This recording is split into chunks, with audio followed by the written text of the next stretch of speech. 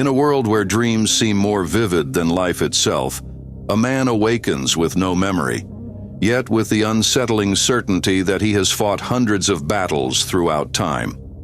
From the sands of ancient Rome to the trenches of World War II, his fate has always pitted him against the same enemies, reborn in different eras. Each vision draws him closer to a disturbing truth. His life and memories are bound to an endless cycle of struggle against chaos. Amid conspiracies, kidnappings, and a city teetering on the edge of collapse, discovering who he is might be the only way to break fate or lose everything forever.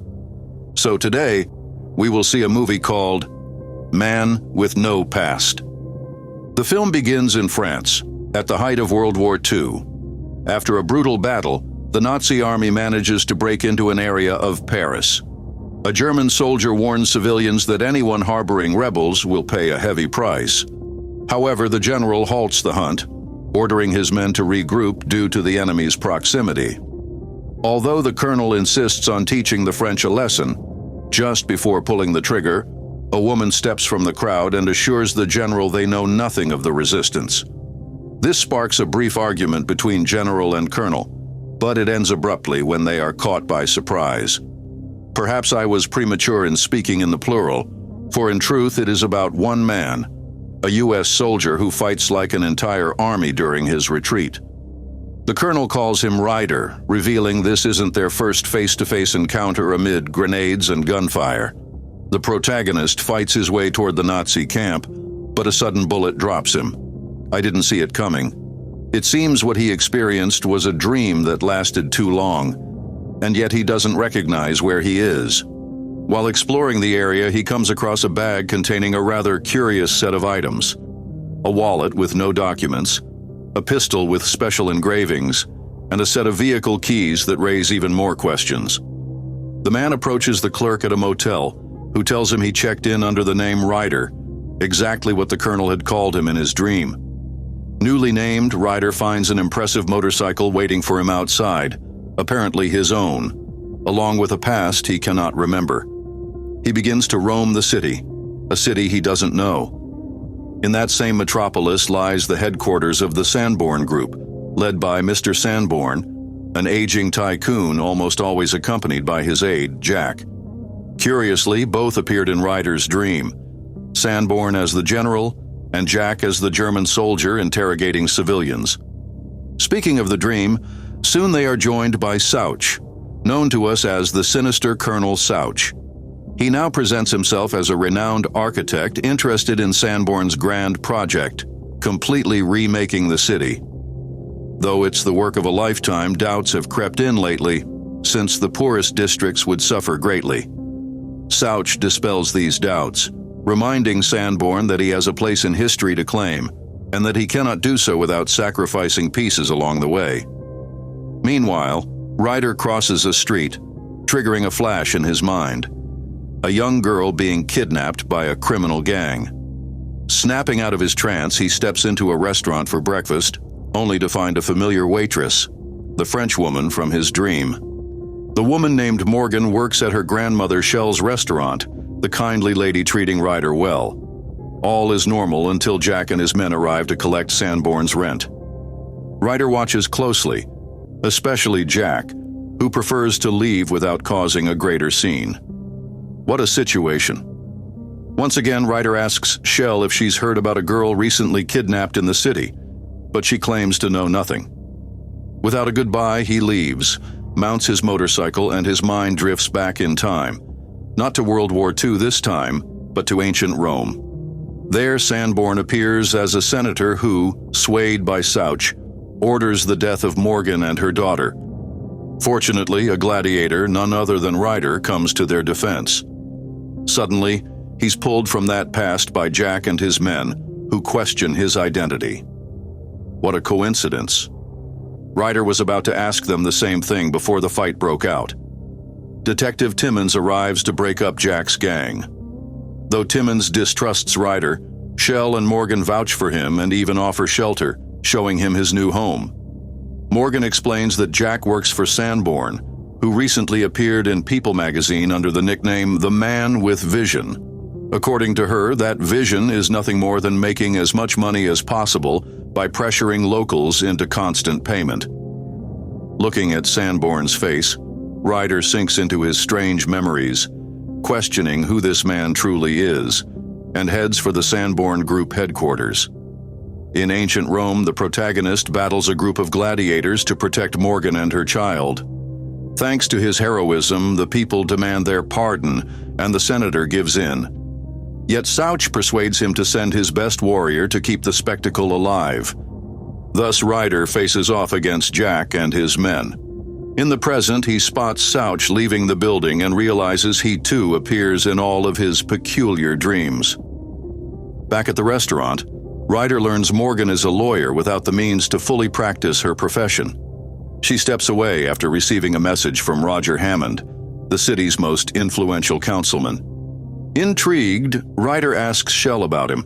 Morgan is part of Hammond's legal team, which aims to block the tycoon's attempts to alter the city. Once Shell returns to work, Ryder's attention is caught by a newspaper ad about a missing girl, close to Anbor and his accomplices, who plot to manipulate him. His record is spotless, making blackmail impossible. How do you break a man who has it all? By taking away the thing he loves most, his daughter. That night, Ryder receives an unexpected call from Sauch, who knows he's been having strange dreams. Offering no explanation, he simply warns they have a game to play. Suddenly, the protagonist finds himself in 15th century England, inside a tavern. The feudal lord Sanborn, accompanied by his advisor Sauch, demands taxes from the destitute Morgan, who has already given him all she had. In the middle of the exchange, a mysterious old woman appears before Sanborn, telling him there's still time to do the right thing. Torn between her words and his advisors, Sanborn hesitates. In the present, Ryder visits Detective Timmons' office with a lead on the missing girl. According to the detective, the case is closed. The girl had spent the night at a friend's house and forgot to call her mother. Ryder then focuses on a board filled with photos and articles about Sanborn. Timmons warns that digging into Sanborn in this city is dangerous, which is why he's been secretly keeping watch and needs no help from outsiders like Ryder. That night, while tending bar at the restaurant, Ryder is approached by Sauch, who drops the architect facade and poses as a motivational speaker. Instantly, Ryder sees him for what he is: the Nazi colonel, the Roman senator's confidant, the feudal lord's advisor, the serpent forever whispering in Sanborn's ear. After delivering that revelation, Sauch leaves as if nothing happened. Touching the architect's card sends Ryder back to his England memory, where he again fights Jack and his men to protect Morgan, each battle more epic than the last. The only thing pulling him back to the present is Shell's voice, warning he's been lost in thought all along. The next day, Jack, following Sauch's orders, calls Ryder with a job offer at the Sanborn Group. When Sanborn learns of it, he lashes out at Sauch for meddling in his affairs. Sauch responds by telling him to watch the news, where Hammond now vows to defend the city from Sanborn's siege. Enraged, the old man smashes his project model and gives his accomplices the green light to do whatever it takes. Later, Ryder meets Jack about the supposed job, which turns out to be nothing more than intercepting Hammond's car. Ryder accepts, and on his way home finds himself once more in World War II, returning to the opening scene. Here, General Sanborn orders his troops to withdraw.